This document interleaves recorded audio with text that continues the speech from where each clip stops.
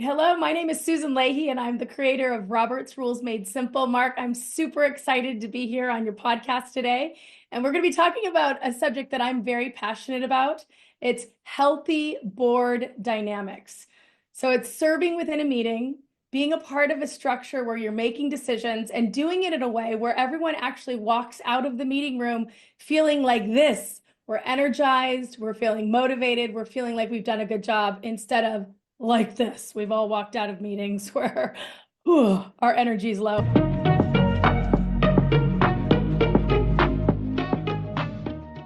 Hi, welcome to Governance Bites. My name is Mark Banicevich, and today is a milestone for the conversations that I've been having because this is the first conversation I've had across time zones, and I'm really lucky to spend some time with Susan Leahy. Susan, thank you very much for your time.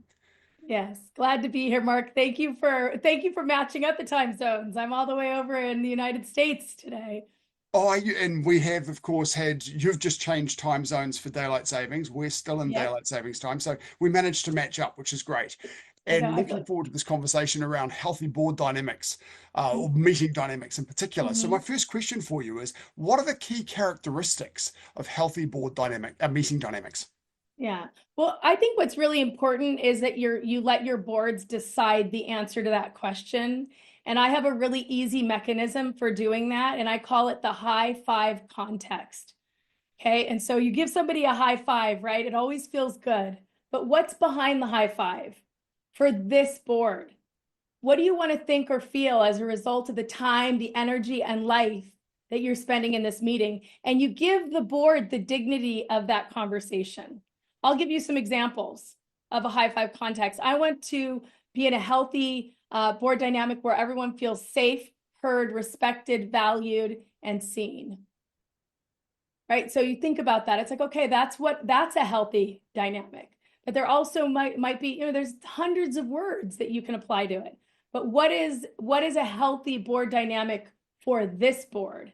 We've got to start including the board members in on this conversation from the get, so that we can start inspiring them to think about the fact that their behavior is what's going to create or impact the success of the dynamic. Right, fantastic. So how can a board then establish and maintain those healthy meeting dynamics? Yeah. So I work with lots of board chairs, and we're going to talk about that, I'm sure, in some of the other conversations that we're having today. But one of the key concepts that I talk about is the importance of repetition. So you don't just create this healthy, this high five dynamic or this high five context and just say it once. You literally support the chair in starting the meeting by reminding everybody. As before we call the meeting to order, I want to remind everybody that this is a space where I want everyone to feel seen, heard, respected, safe, and valued. And so you start the meeting with the high five context, and then you end the meeting. It's a tool that I call bookending the meeting. And so you end the meeting. I hope that, again, we're about to adjourn the meeting. I hope that everybody feels like they were seen, heard, respected, safe, and that you were valued. So again, it's that repetition into the context that you're desiring to create. Because this is interesting, Mark. Whether a board, and I'm going to even go broader than a board, wherever you are in your life, a context is going to be created, whether you're intentional about it or not. Now, think Yes. about that. A context is always being created, and most of us are not being intentional about the context we're creating. And so this conversation about creating and fostering a healthy board dynamic starts at the level of being intentional about what do we want to think or feel before we have the meeting, right? Yes. So what do we want to think or feel? So having that conversation before and then repeating it during the meeting will remind people that they know when they're contributing to a healthy dynamic or not. Right. Right. But if we don't define the behaviors, people can get away with all kinds of bad meeting behaviors. Right. I like the idea that you suggested at the start of allowing the board to create that set of values and saying, this is what Yes. we want to achieve as a board, Yeah. and then And and holding people to that. and it doesn't have to be complicated. It Right. literally is we don't need another set of vision statements. We don't need another set of mission statements. We don't need another set of core values. But what we need is we need a clearly defined agreement around the board that everybody here wants to feel seen, heard, valued, safe, and respected. Yes. Right. Yeah. And we all know when that's happening or not. Yes. Right. And so we don't need to define it. It already is itself what we're wanting to experience. What role does the chair play in achieving this? Yeah, I mean, the chair is such a pivotal and important person in the room because for a meeting, the chair has the single largest impact on the success or failure of a meeting. Yes. And so when I'm working with my board chairs, they really need to remember that they're the ones that are setting the context. They're not just dealing with Robert's Rules of Order. They're also using Robert's Rules of Order and those tools to handle the business, but they also have to handle the people. So Yes. I always say there's the people and the process side of meetings. And that process side is where the meeting dynamics come into play. Right. Right. Absolutely. So the chair, of course, as you say, drives this. What role do the other directors play? Yeah, well, that's why it's so important to create buy-in. Right at the beginning of the year. And it's not just like, here, this is who we are, what we're doing. It's what do you want to think? What do you want to feel? I have an equation that I use with my boards, and I always ask them, I'm like, time equals what? And inevitably people yell out, and it's not a wrong answer. They yell out money. Yeah, right? it's Right? ingrained, isn't it? Money, right? But I really, when I'm working with my boards, I take it to an even more human level. And I think I take it to a really important level that time equals life. And so the question is this meeting a good use of your life?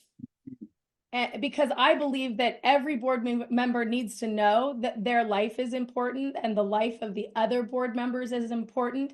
And the way that we're interacting and the context that we're co-creating is important to everyone's life experience. Yeah, and that's why we want to have a healthy meeting dynamic. And this concept is really important too, because a lot of times board members get into the win, lose, right, wrong, good, bad struggle. You're not doing it right, which creates resistance and tension. This is now, can we do this so it feels more healthy? Yes. And now that's a generous question, and people are going to be willing to move and change some things, because we all know when we're serving on a dysfunctional board. And boards don't need to learn how to be dysfunctional, but what they need to do is learn tools that will help them be higher functioning, help them be healthier. That brings me on to my next question. Yeah. Because despite trying to set a foundation for a healthy board dynamic, you still often end up, or sometimes end up with disagreements, conflicts between board members. What strategies do you recommend for handling that? Yeah. And what I want to say is that, especially when I work with my board chairs, I want them to know that that moment of tension or stress in a meeting and differing opinions is really an important moment. And the way that you're able to handle that as a individual board member and as a board chair and as a team really is going to depend on the success of your board, because those moments aren't negative, they're normal. Yes. And so a lot of us get really kind of thrown off when there's tension. And so we then end up muddling it up because we don't talk about it. We don't acknowledge it. And again, that high five context is one of the greatest tools that you can have in your back pocket as a board chair, because at the moment of kind of the tension, you remind the group, all right, people are starting to have some aggressive side conversations. I'm seeing some personal attacks being made here. I'm not going to have that in my room. I want to remind everybody that we are here and we are committed to create a space where everyone feels seen, heard, valued, safe, and respected. Right. And so all of a sudden, the high five context becomes a commitment that everyone has to live into. Yes. Rather than, we don't talk like that, stop being rude, which is, now we're aspiring and inspiring people to recognize, you're right, this isn't in alignment with who we say we are going to be. And there is a way to have civil discord where everyone is seen, valued, safe, heard, and respected. Because you want that degree of tension, right? You want some disagreement. If you don't have disagreement in the boardroom, then you've got a whole lot of people thinking the same way. That's And right. you need Absolutely. diversity of views to get the right outcomes. And Right. there's nothing negative about having different opinions. No. Like, we need to be able to take the voices of the majority and the voices of the minority and sit them around the same table and create a safe enough space so everyone can communicate and not just pick which idea from the majority or the minority is the best. What if we come up with an idea that didn't exist before? That you've actually, again, really well led into my next question was around having this diversity of views heard, but avoiding deadlock. Yeah. How do you make that happen? Well, I think that I don't know if it always is something that can be stopped from happening. That may occur sometimes. But I Yes. will tell you, if you are on and well, let me just say it, there's a greater likelihood of that gridlock occurring if you are on a board where nobody is taking responsibility for the dynamic of that board. And Yes. so then people get put into their own kind of their own politics. It's about them. They're digging in their heels because they haven't committed to the collective, right? Yes.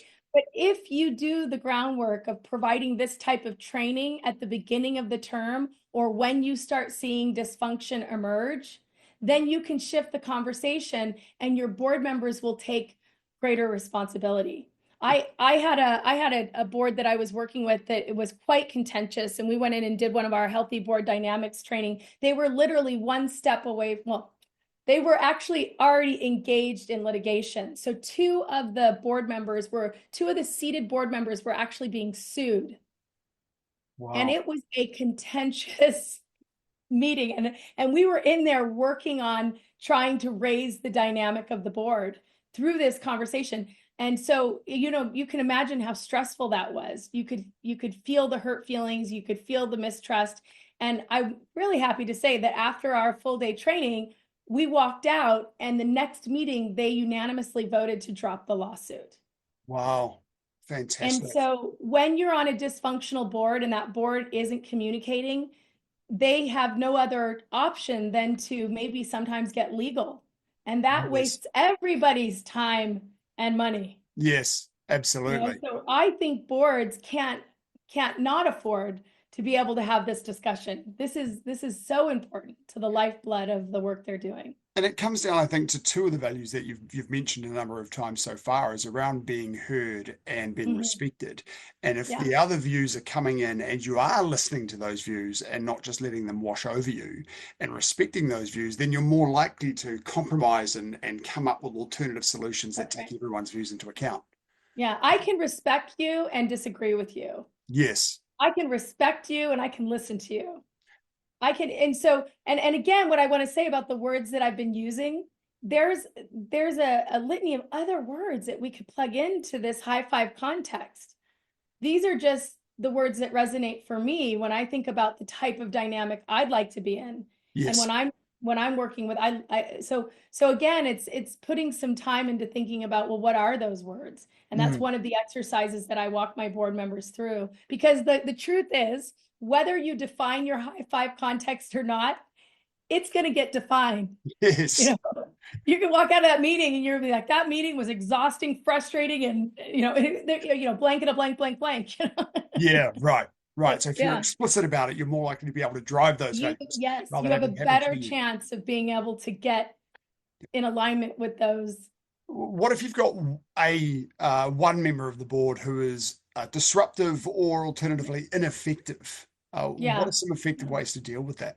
So I've been brought in a lot of times for that exact situation, and I've seen this play out in a variety of ways. When you have a conversation transparently with everyone about the dynamic of the board, then all of a sudden nobody can hide behind their bad behavior, because it all of a sudden just gets pointed out and everyone can see it. And so that person is either going to opt in or opt out. And I have seen that happen in both cases where I've gone in, I've done a training. I actually, I don't know if this is too personal to share, but I won't share the school board, the name of the school board, but there was a school board that was in a lot of resistance with their superintendent, and it was just having a hard time getting on the same page. The board actually sought me out, and it wasn't to go after the superintendent, it was just to facilitate this discussion. But it was very interesting because after this training occurred, and it happened in a public meeting without pointing fingers at anybody, that superintendent opted out. And she decided to take a different position somewhere else. Wow. Now, I've also had situations where that troubled participant or board member became a raving fan and an advocate, and now had a vehicle to start building trust, because a lot of times the squeaky wheel is an individual who has a lot of energy to give. Yes. But they're not doing it in a way that's really, that they're doing it in a way that's rubbing people the wrong way or is not productive. And so we're able to go in and focus their energy and give them a productive way of engaging. And they become the star board member, right? So yeah. Yeah. Once a board's established this kind of dynamic, how easy is it for them to maintain it through a term, for example, or for over time? I think it's really contingent on how we get the individuals to buy in at both like the personal level, but also within the support staff, the board chair. It's a simple concept. Give me a high five, Mark. Give me a high five, right? Go ahead. Yeah, it's a simple concept. But if we do not have people who are willing to repeat it, it will just become nothing. So as long as it has to be a commitment to practice, practice, practice. Yeah. And as you say, that raising it at the start of the meeting, reflecting on it at the end of the meeting, and if they're doing that and using it to make interventions. Yeah. Like I shared, Yes. So it's a real commitment, and it's a change in the way that we communicate. I love group facilitation. I'm a facilitation expert, and I understand group dynamics. I can see it as it's happening in the room, and it is a skill that's a learned skill. And so sometimes it takes a little bit of courage for my board chair to try this language on. Yes. And commit to making sure that they're using this language. But once they do, it's so fascinating. You use it in one meeting, it sounds nice. Yes. You use it in two, it kind of gets people's attention, like, well, what is that? You do it in three, and they're listening. And then you do it in your fourth meeting, and they're looking for it. Right. So it takes 4 meetings at minimum to start really grounding the board into the rhythm of this dynamic. Mm-hmm. Right. Now, with a board of directors, generally, if you've got the right kind of rollover patterns, then maybe each year a third or a quarter or something of the board will be replaced. Yeah. So if you've got a board that's established this great dynamic, this high five context, and after an AGM or something, a third of the board members are new, how should a board induct new members to ensure that they align with this existing dynamic? Yeah. So in my master's, I have a master's degree in behavioral science. And I remember when I was learning about this concept, I thought it really blew my mind, and it applies so beautifully to boards. But I remember my professor saying something, and he said that when one new member joins a group, you have an entirely new group. Yes. So one of the biggest mistakes that a board can make is to believe that because we were high functioning this year, we have a few new members, well, we'll just let them integrate to what we were doing and they'll catch up. No, every year, treat your group with the dignity of the fact that this is a brand new group. So you're reestablishing that set of you give them the opportunity to come up with their own high five context, because the high five context that worked for that unique board that'll never exist again in that configuration of people is going to be a little bit different than the unique configuration of this board. This is where human and healthy board dynamics needs to really be about human dynamics. Yes. You just can't put a badge on me and I'll be like the last group. No. We're going to be different. So we have to acknowledge that, and a lot of times I don't think boards do. And the reason why I think what I've created is so powerful is that it doesn't take a day and a half to train. No. It is this portion of my training is a simple process and it can be done relatively quickly. And then we need to anchor it into the practice. Yes. Right. Yes, right. Excellent. Thank you. One final question for you. What's the best governance advice you've received? Well, we're going to be talking about it. And I'm biased, but when it comes to governance and serving on a board, whatever your decision-making process is for making business decisions, it is so essential that you understand it. And it's so important that you and I'm going to be talking about Robert's Rules of Order, but there's lots of individuals serving on boards who feel really intimidated when that business starts coming in front of them, and what's an amendment or a motion, or how are we managing the business? How are we making our business decisions? That's what a board is there to do. It's there to make decisions. And if you don't understand the process, then that board's operating at a deficiency. Right. Understand the process. Yeah. Great. Okay. What is your decision-making process? Yes. Most specifically. Yeah. Awesome. Yeah. Susan, thank you very much for your time. It's been really cool to catch up. Hopefully at some stage in the future, we'll have the chance to do this in person, but for now, absolutely. The internet is the best way to go. I really appreciate it, and I look forward to catching up again soon. All right. See you next episode. See you. Thank you for watching this episode of Governance Bites. We have more episodes on YouTube and your favorite podcast channel, where I interview directors and experts on various topics relating to boards of directors and governance. We'd love to see you back, and please like, subscribe, and share the videos and podcasts.